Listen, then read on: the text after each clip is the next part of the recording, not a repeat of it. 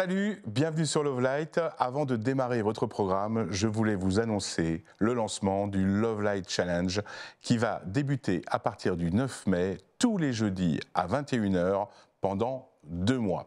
Vous allez pouvoir suivre cette saga, mais au lieu d'en parler, mieux que des mots, la bande-annonce. T'as tes premières idées?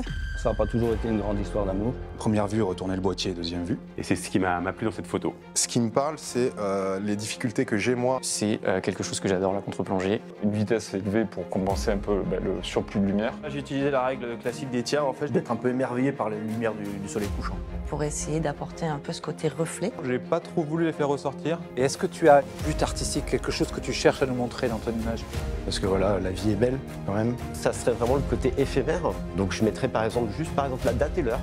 C'est avant tout un peu un reflet d'ici et d'ailleurs. Et je crois que j'étais à 1200 à peu près. Ouais, 1200 ISO.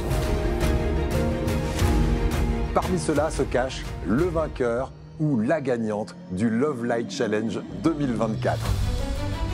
Qui dit concours dit jury. Et j'arrive pas à rentrer dans son image. Tu sens que c'est de l'application d'un bon élève qui a appliqué, qui a coché les cases. Alors moi, sur cette image-là, je la trouve intrinsèquement mauvaise. Moi, c'est un des six gagnants de cette première épreuve. Ah, c'est dur, hein? On voudrait en voir plus. On ne va pas tout vous dévoiler tout de suite. On se retrouve le jeudi 9 mai à partir de 21h pour cette grande saga du Love Light Challenge édition 2024. D'ici là, voici le programme du jour. Bienvenue sur Love Light.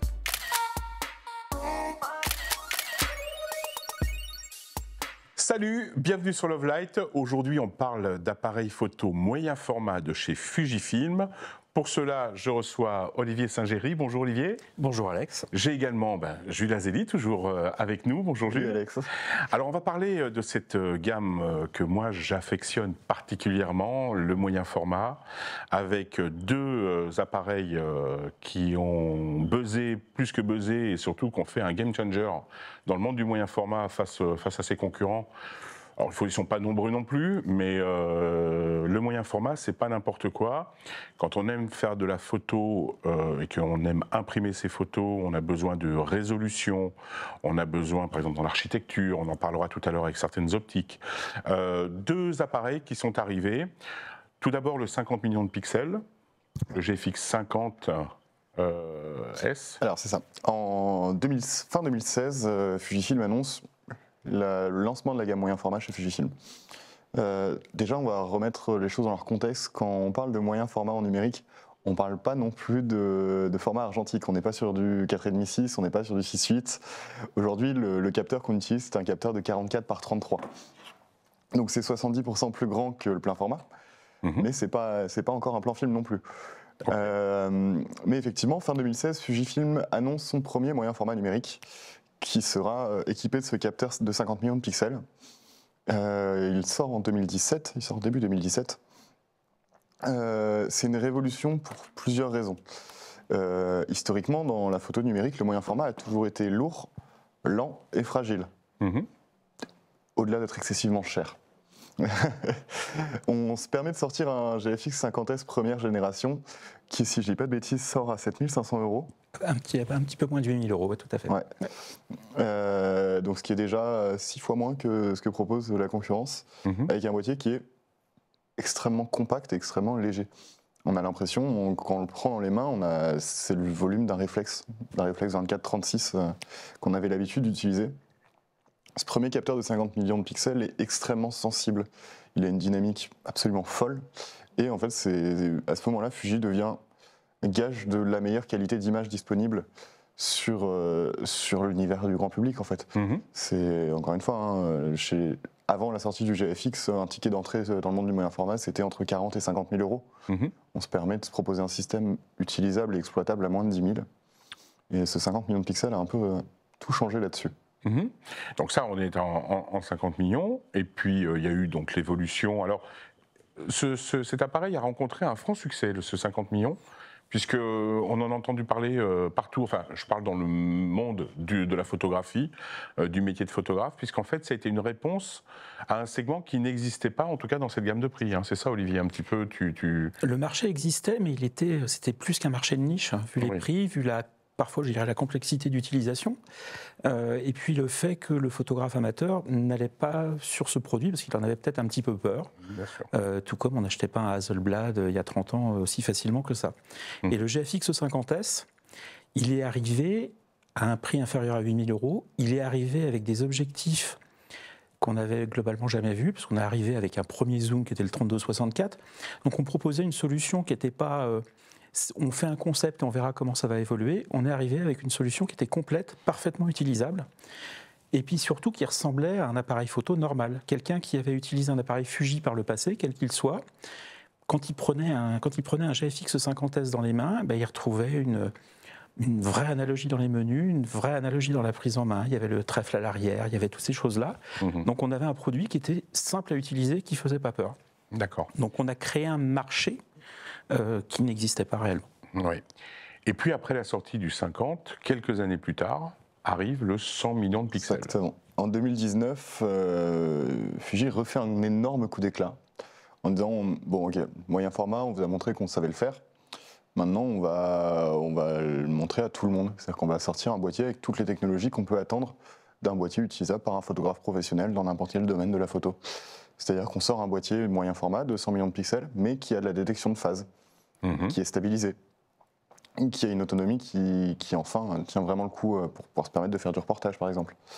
Et le GFX 100, premier du nom, quand il sort, alors il sort à 11 000 €. 10 990 €, oui. C'est une énorme révolution parce qu'on se permet en fait d'aller taper ce qui se fait de mieux en réflexe 24-36, en hybride 24-36 haut de gamme, et on fait la même chose, mais avec une résolution plus importante, une dynamique bien plus importante. Et c'est complètement fou en fait de commencer à travailler avec ce matériel-là. Ça j'en avais entendu parler, on était à 16 stops je crois. Combien de stops de dynamique? C'est ça. C'est vrai que ça n'existait pas. Non. Ça n'existait pas. À un tel point que les produits ont encore évolué pour arriver... C'est ça. Alors on est resté sur cette résolution de 100 millions de pixels. Aujourd'hui on n'a pas nécessité d'en faire beaucoup plus, ça viendra probablement, mais à ce jour, c'est pas la priorité. En revanche, la priorité était encore une fois d'améliorer la vitesse, la fiabilité, l'autonomie et globalement la qualité générale de ce matériel-là. Donc on arrive avec un capteur de 100 millions de pixels sur lequel on a revu un petit peu l'organisation des photosites pour concentrer un petit peu mieux la lumière, pour avoir un capteur encore un petit peu plus sensible. Surtout, on y a ajouté notre dernier processeur, ce qui va nous permettre d'avoir un boîtier qui est beaucoup plus rapide, qui permet enfin de faire de la photo de sport ou de l'animalier. C'est un boîtier où j'ai très hâte de voir ce qui va se passer aux Jeux Olympiques avec, par exemple. Oui, moi aussi. Parce qu'on a une échéance assez folle en France. C'est vrai qu'on a l'impression, on a rarement l'occasion de marier moyen format et vitesse. En tout cas au niveau d'un autofocus. Donc c'est vrai que vous avez effectivement réussi ce pari, puisque là, moi j'entends parler du 100 deuxième génération, et c'est vrai que l'amélioration de la vitesse sur l'autofocus est incontestable et incontestée. Il y a eu énormément de travail là-dessus. Alors ça nous amène à parler d'un sujet forcément, ce sont les optiques. Ouais. Alors, qu'est-ce que vous nous avez amené là sur cette table? Là, on a fait un petit panel de ce que Fujifilm sait faire, y compris sur les moyens formats. Donc, d'un côté, des objectifs qui peuvent être aussi compacts que ce 50 mm, qui va faire un équivalent 40 mm. Comme un gros pancake. Oui. Un gros pancake, voilà. Sur APS-C, on multiplie par 1,5. Sur moyen format, pour retrouver l'équivalent, on multiplie par 0,8. Voilà, 20%. Donc, cet équivalent 40 mm f3.5 qui permet de faire des combos pour faire de la street par exemple, on se retrouve avec un moyen format qui est quand même très compact. Tout à fait. Et très léger. Et pour un budget dérisoire. Je ne sais pas s'il faut dire abordable, mais on est sur un prix de 1 049 € pour un objectif comme ça. C'est vraiment, avec le GF 35-70, on est sur 2 optiques dans un budget de 1 000 €. Ce qui, oui, c'est tout à fait correct. Ça permet d'accéder à du moyen format relativement pas cher. Et alors, c'est là où c'est surprenant, moyen format, il y a du zoom. Il y a du zoom. Alors c'est quoi celui-là par exemple? Alors, là on est sur un 100-200, donc qui va être le zoom la plus longue focale qu'on ait en fait de disponible aujourd'hui. On a également un 40-500, un 32-64, un 20-35 et un 35-70. Donc en fait on va tout couvrir d'un équivalent 16 mm jusqu'à un équivalent 160. Ah oui, quand même. Donc, ce qui permet, en fait, pour un photographe qui veut travailler en zoom, qui n'a pas envie de travailler en fixe, d'avoir tout de même une polyvalence sur toute la plage focale, en fait. Absolument. De l'ultra grand angle jusqu'au téléobjectif. Alors celui-là, prenons un exemple très concret. Donc celui-là, tu m'as dit c'est un 100-200. 100-200. On est dans quel budget sur ce genre-là? 1990 €. D'accord, ok. Comment vous faites? Ça fait 90 ans qu'on apprend. Voilà, on croit dans les produits et on n'est pas sur des séries extrêmement réduites. Donc on est sur des marchés aujourd'hui où on sait qu'au niveau monde, il y a de la quantité qui va se vendre. Donc aujourd'hui, on arrive effectivement à avoir des coûts de production. Déjà, comme dit Jules, parce qu'on maîtrise depuis quelques décennies. Donc on arrive à faire des choses bien, qu'on a toute l'expérience aussi sur la gamme X qui nous permet d'avoir cette expérience. Donc oui, il y a une certaine logique là-dedans. Ok. Alors, qu'est-ce qu'on a après là-bas? Et juste après, là, on touche à l'excellence. C'est vraiment les plus belles optiques que Fuji ait jamais faites à mes yeux. Sur la partie grand public, on s'entend bien. Le 110 f2, qui fait un équivalent 85 mm sur plein format. En f2. En f2, qui est une merveille optique. Je suis toujours pas objectif sur ce caillou, mais elle est considérée comme la plus chirurgicale de toute la gamme. D'accord. Le rendu est complètement fou. Ouais. Okay. Et il y a une douceur dans ces fichiers, un modelé absolument hallucinant. Sans être pour autant, macro. Non. Hyper sharp. Ouais. Quand même sans être macro. Il y a son copain, le 120 f4 macro, lui, qui existe. Qui lui macro, mais existe également dans la gamme. D'accord, ok. Un peu moins lumineux. Un tout petit peu moins lumineux. Ok. En parlant de luminosité, on a un des petits derniers nés de la gamme, le 55 f1.7. D'accord. Donc en fait, on peut aussi faire de la très grande ouverture sur moyen format. C'est pas évident, mais ça se fait très bien. Et surtout aujourd'hui, ça se fait avec énormément de qualité. D'accord. Et alors, une utilisation du moyen format, et ça va nous amener vers la dernière optique, qui est notamment tout ce qui est architecture. Architecture, paysage, produits. Avec notamment une magnifique optique à décentrement que l'on voit au bout là-bas. Ouais. Qu'est-ce que c'est? Est-ce que, Olivier, tu veux parler un peu des basculés décentrement? Je vais te laisser faire sur ce sujet. Allez. Bon, les objectifs à basculer décentrement, on hérite ça des chambres photographiques, avec tout simplement la possibilité de décaler sa surface photosensible par rapport à l'axe optique et également d'incliner son plan focal. Alors, on va juste commencer par le début, donc effectivement de pouvoir déplacer effectivement ce premier champ. Ça, c'est intéressant, par exemple, quand on a une photo de paysage à faire et qu'on a besoin d'avoir un panoramique, on va prendre 3 photos, 4 photos, peu importe, et ensuite on fera l'assemblage après. Par exemple, également, ce que ça va permettre, c'est de corriger des perspectives, de redresser les perspectives. Bien sûr. C'est-à-dire que plutôt, si on shoot un immeuble d'en bas, plutôt que d'avoir des lignes qui convergent, on va pouvoir les redresser, récupérer son parallélisme.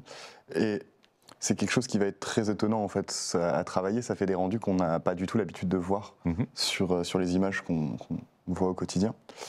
Et la deuxième spécificité de ces objectifs, c'est la possibilité de basculer son plan focal, ce qui va vous permettre en fait d'avoir uniquement de faire sa netteté. De faire sa netteté, mais en fait plutôt que d'avoir un plan qui est perpendiculaire à l'axe optique, de l'incliner dans un sens ou dans l'autre, qui va permettre en fait de récupérer encore une fois des perspectives, ce qui va permettre d'affiner l'image et de gagner énormément de temps en production. On prend un exemple, on est en photo de pâtisserie, on a une bûche à prendre en photo dans un axe qui est celui-ci. Ce qui va se passer naturellement, puisqu'on n'est pas dans le même alignement, on va avoir le début qui va peut-être être net et puis le reste on aura le flou. On a besoin de rendre l'ensemble de la profondeur de champ, donc on va effectivement jouer sur le... En fait, on avait plusieurs possibilités pour arriver à ce résultat. C'était soit de fermer à f32, mais du coup d'avoir des problèmes de diffraction et des artefacts optiques qui apparaissent. C'est vrai. Ou c'était de faire du focus stacking. Oui. Mais très bien, mais c'est très long. Bien sûr. Ça demande beaucoup de précision, ça demande beaucoup de travail en post-production, ça demande des machines de traitement qui sont plus conséquentes également. Et encore une fois, on ne se sert pas de la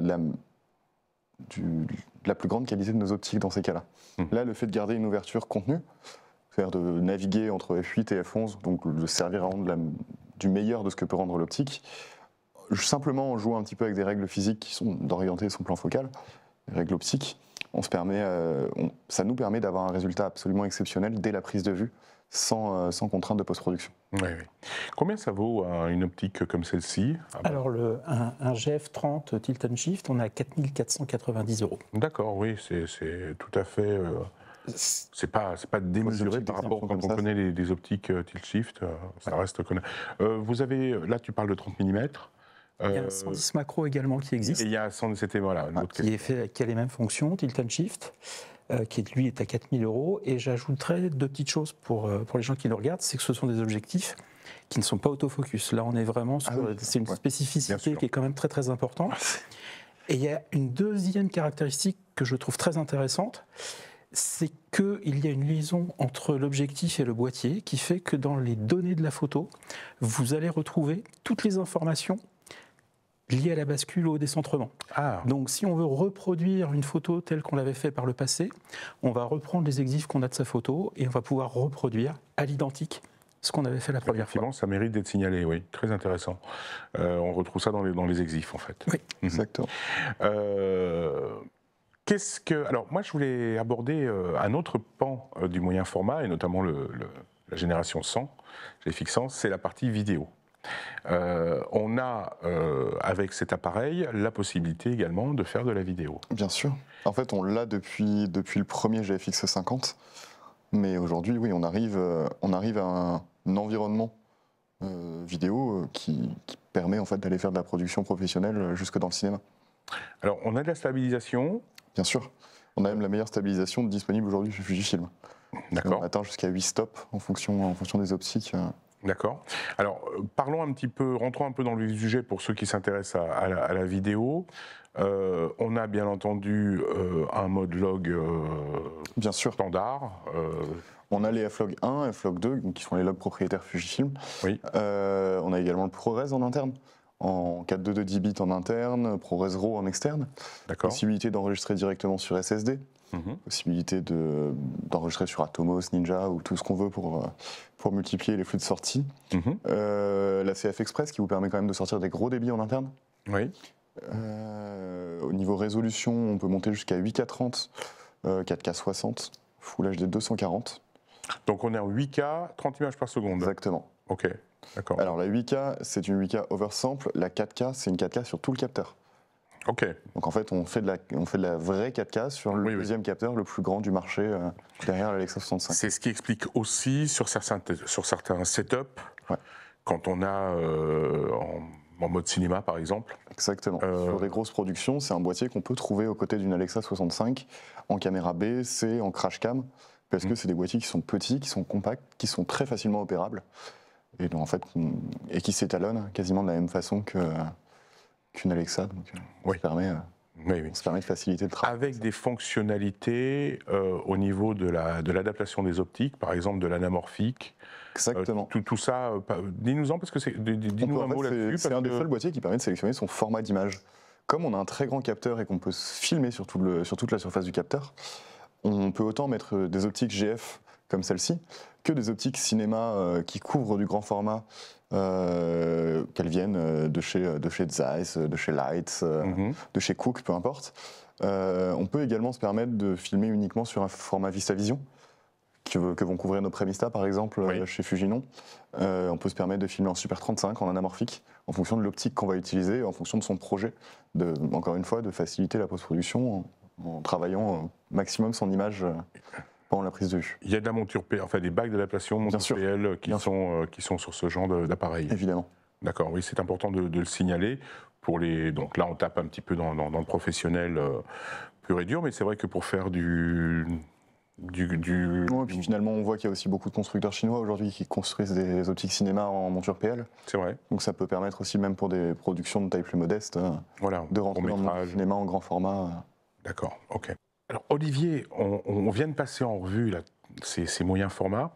Qu'est-ce que tu aurais comme conseil, qu'est-ce que tu proposerais à quelqu'un qui veut rentrer dans l'ère du moyen format, découvrir cette technique, cette technologie surtout, ce serait quoi la réponse? Alors, comme on l'a dit tout à l'heure, deux technologies de capteurs, 50 millions de pixels, 100 millions de pixels, deux technologies d'autofocus, un contraste, un par phase.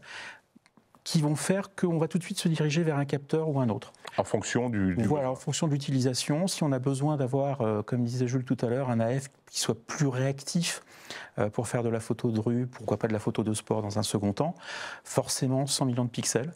Ou que ce soit un GFX 100S, pourquoi pas un GFX ancien, ou le GFX 102 vont être les meilleurs produits pour ça. Mais si on veut bénéficier de la qualité d'un moyen format, bénéficier de la qualité des objectifs, parce qu'on ne l'a peut-être pas assez souligné, mais quand on a créé en 2017 les premiers, pareil, on a créé des objectifs en partant de rien ou en partant de notre savoir-faire. Et aujourd'hui, un GFX 50S2, c'est un produit qui offre des qualités extraordinaires et qui offre un contrôle de l'image, comme sur les modèles les plus chers, et une résolution qui est extraordinaire. Et pour utiliser régulièrement le boîtier, même en basse lumière, on peut se permettre de monter en sensibilité, on peut se permettre de travailler à main levée. Alors bien sûr, qui peut le plus, peut le moins. Si je mets l'appareil sur pied, je pourrais faire des choses encore différentes. Mais globalement, on peut déjà très simplement avoir un usage extraordinaire. Un 50 comme ça, avec ce pancake, est un équivalent 40 du coup. Un équivalent 40.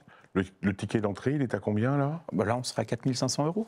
4 500 €. Sans parler d'offres commerciales ou de quoi que ce soit, on est à 4 500 €. D'accord, ok.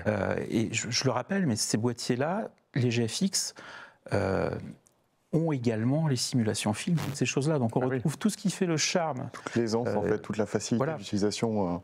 L'utilisateur qui ne veut pas rentrer dans les menus pour ajouter un peu de rouge, un peu de contraste, un peu de ceci, un peu de cela, il va aller choisir son Velvia, son Provia, son Real-Ace, son Acros, qui va se rapprocher effectivement des films argentiques qu'il a pu connaître par le passé. Ça m'amène une question, tu parles de ces simulations de films. J'ai cru comprendre qu'en fonction de la gamme chez Fuji, alors là je sors un tout petit peu du moyen format, mais soit la gamme XT ou autre, en fait les pellicules qui sont proposées ne sont pas tout à fait les mêmes suivant les appareils. C'est exact ou je dis une bêtise? Alors, ça a tendance à être moins vrai aujourd'hui. Effectivement, au départ, comme on avait une série X avec une matrice X-Trans et un moyen format avec une matrice Bayer, il n'était pas évident de faire le pont colorimétrique de l'un à l'autre. Aujourd'hui, on y arrive de mieux en mieux. La Real-Ace qui est sortie sur le GFX 102 est déjà disponible sur le X106. D'accord. Elle va s'étendre un petit peu à la 5e génération, visiblement. Aujourd'hui, on a de plus en plus de facilité à faire cette transition, donc les simulations vont être de plus en plus les mêmes d'un capteur à l'autre. Donc sur un moyen format, un GFI, on retrouve la Cross, on retrouve la Provia, la Velvia, la classique Chrome, la classique Neg. Voilà. Et également applicable en mode vidéo. Évidemment. Tout à fait. Avec notamment l'Eterna, l'Eterna qui est la pellicule légendaire du cinéma, qui est magnifique, et qu'on a émulé, en fait, qui permet dans une utilisation au quotidien de faire un étalonnage qui est très facile. On n'a pas envie de s'embêter de filmer en log. C'est très doux. On se fait un Rec 709 avec une Eterna et c'est très chouette. Et ça passe très bien. Ouais. Okay. Bon, très bien. Oui. Tu as maintenant, je crois, fait le tour là-dessus. Juste une chose, un boîtier hybride, que ce soit Fuji, Film ou une autre marque, pour moi c'est un couteau suisse. Vous avez un produit, comme il n'y a plus de chambre réflexe, de miroir, quoi que ce soit, on peut mettre énormément de choses, on a toute une gamme d'objectifs, mais on peut aussi faire joujou, acheter des bagues, s'amuser avec des objectifs très anciens et donner encore un style différent. Et quand on parcourt différentes pages sur Facebook, les utilisateurs de GFX, ils aiment la qualité des optiques qu'on a actuelles et modernes, puis ils s'amusent, il y a des gros délires qui se font sur des optiques anciennes. Alors après, le rendu sera évidemment moins bien, en tout cas il sera différent, mais on a un couteau suisse. Un GFX offre une palette d'utilisation qui est vraiment extraordinaire. Très bien. Bon, je crois qu'on en sait un peu plus. On a dit l'essentiel. C'est quand même un univers incroyable, le moyen format. Si vous avez l'occasion d'y goûter, n'hésitez pas en allant chez votre revendeur préféré, puisqu'aujourd'hui, tous les revendeurs sont capables de vous mettre à disposition, en tout cas un prêt pour pouvoir vous décider sur une après-midi, sur quelques temps. Et je souhaitais vraiment qu'on puisse parler de moyen format avec vous. Merci encore. On va essayer de se retrouver pour d'autres aventures avec Fujifilm. Scrutez la chaîne, vous allez voir, il y a plein de choses qui arrivent. Et d'ici là, écoutez, faites des photos, imprimez des photos, abonnez-vous si ce n'est pas déjà fait. Si vous avez apprécié cette capsule, mettez des pouces. Et puis, on se retrouve très vite pour de nouvelles aventures sur Lovelight. Allez, bisous.